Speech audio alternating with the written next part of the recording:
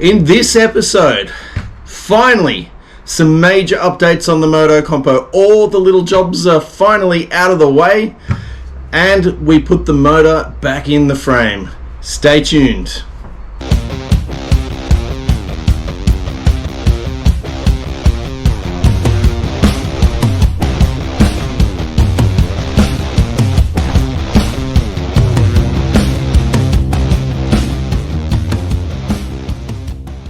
Alright, the first thing that we've got to do to get this motor back in the frame is the rear brakes. And unfortunately, there is this little part here.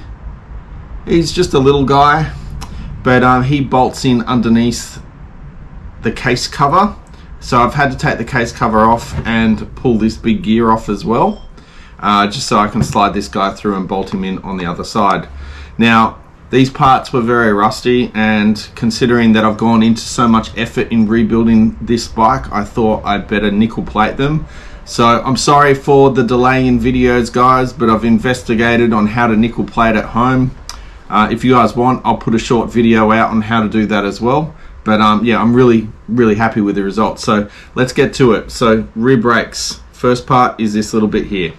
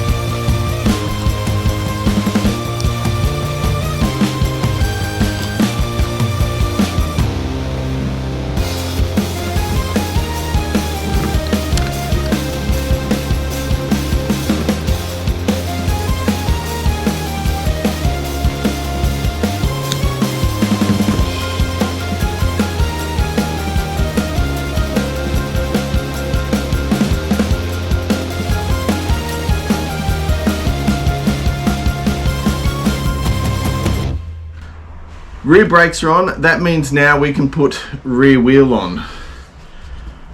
Alright, so we'll lift the little Motocompo motor up.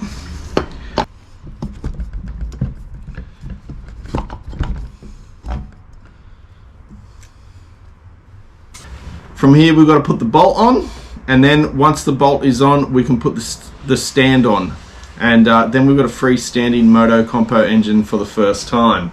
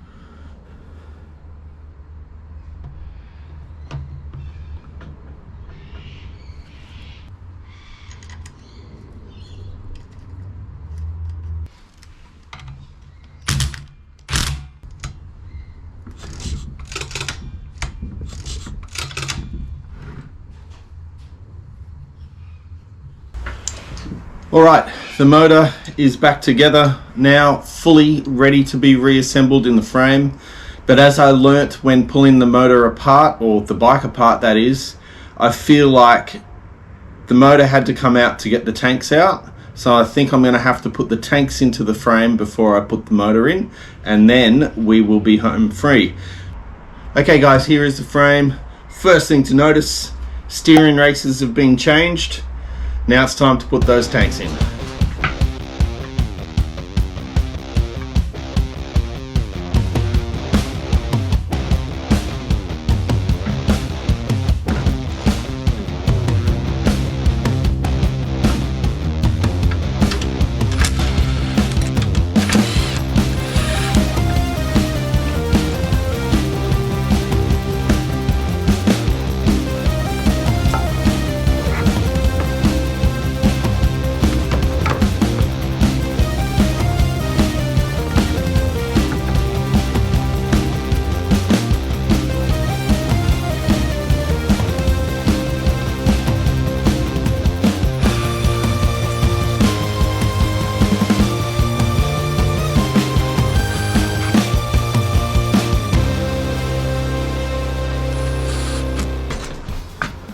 Alright, fuel tank is in and it is looking absolutely sweet.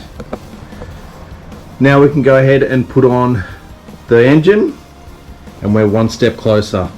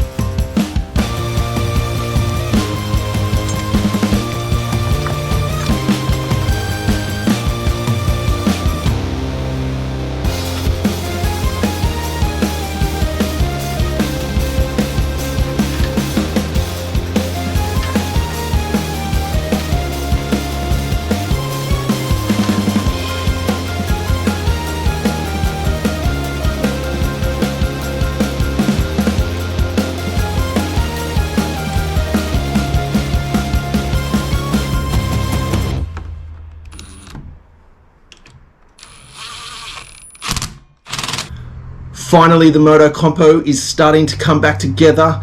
We've got the motor in the frame, we've got the fuel tank in, we've got the oil tank in, and we have the rear brakes assembled.